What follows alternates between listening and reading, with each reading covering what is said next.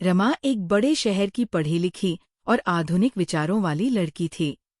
उसका विवाह एक छोटे से कस्बे के साधारण परिवार में हुआ था। रमेश, उसका पति, एक सरकारी कर्मचारी था, सीधा सादा और अपनी जड़ों से जुड़ा हुआ। रमा का मायका भरा पूरा था, जहां नौकर चाकर, गाड़ी और हर तरह की सुख सुविधाएं मौजूद थी। ससुराल में उसे एक अलग ही दुनिया देखने को मिली। ससुराल का घर छोटा था, जिसमें संयुक्त परिवार के सभी सदस्य एक साथ रहते थे। सास ससुर सरल और पारंपरिक विचारों वाले थे। नंदें और देवर अपने अपने कामों में व्यस्त रहते थे। रमा को मायके की शान शौकत और आधुनिक रहन सहन की आदत थी, जबकि ससुराल की सादगी उसे थोड़ी अटपटी लगती थी। शुरुआत में रमा ने सब कुछ हंसी खुशी स्वीकार करने की कोशिश की। वह अपनी सास का हाथ बंटाती, नंदों से घुलने मिलने का प्रयास करती और रमेश के साथ तालमेल बिठाने की कोशिश करती।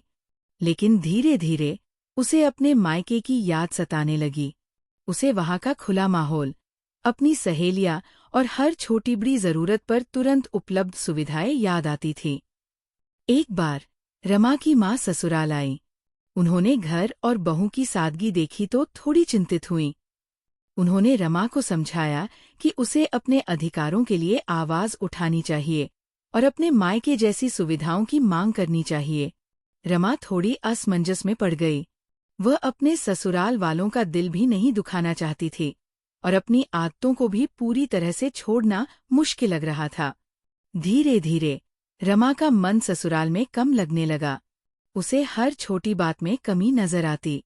मायके का महंगा फर्नीचर, डिजाइनर कपड़े और हर वीकेंड पर घूमने फिरने की आदत उसे यहाँ खटकती थी। वह अक्सर रमेश से शहर चलने या कुछ आधुनिक चीजें खरीदने की जिद करती, जिससे रमेश परेशान हो जाता। उसकी सीमित आय में रमा की हर ख्वाहिश पूरी करना मुश्किल था। एक दिन रमा की एक सहेली उससे मिलने ससुराल आई। उसने रमा के घर की सादगी और कस्बे के माहौल को देखकर आश्चर्य जताया। उसने रमा से कहा कि वह इस सस्ते माहौल में कैसे रह सकती है, जबकि उसका मायका इतना महंगा है। रमा को ये बात तीर की तरह चुभ गई। उसने अपनी सहेली के सामने तो कुछ नहीं कहा, लेकिन उसके मन में एक तुलना शुरू हो गई। महंगा मायका और सस्ता ससुराल। उस दिन से रमा और भी उदास रहने लगी। उसे अपने ससुराल के हर सदस्य की आदतें और तौर तरीके पिछड़े हुए लगने लगे।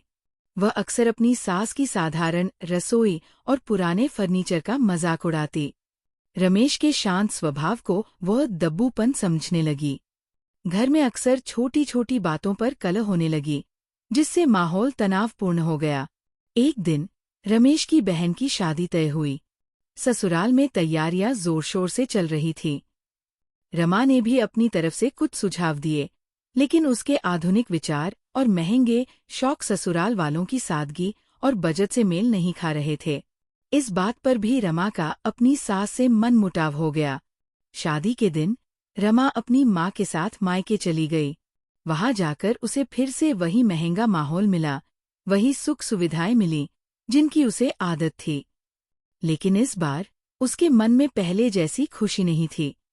उसे अपने ससुराल के सीधे सादे लोग, रमेश का प्यार और घर की अपनी मिट्टी की महक याद आ रही थी। शादी के बाद जब रमा ससुराल लौटी, तो उसका व्यवहार बदला हुआ था। मायके के महंगे माहौल में रहने के बाद उसे एहसास हुआ कि ससुराल का सस्तापन असल में रिश्तों की गर्माहट और अपनों के प्यार से भरा हुआ है।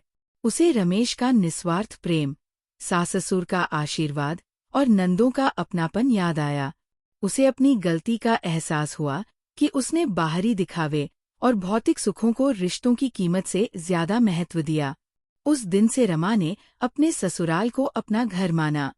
उसने सास ससुर की सेवा की, नंदों के साथ हंसी मजाक किया और रमेश के साथ मिलकर अपने साधारण जीवन को खुशहाल बनाने का प्रयास किया। उसे समझ आ गया था कि महंगा मायका सिर्फ दिखावा हो सकता है, जबकि सस्ता ससुराल अगर प्यार और अपनेपन से भरा हो तो वह दुनिया का सबसे अनमोल ठिकाना होता है। रमा ने बाहरी चकाचौंध छोड़कर रिश्तों की सच्ची कीमत पहचान ली थी।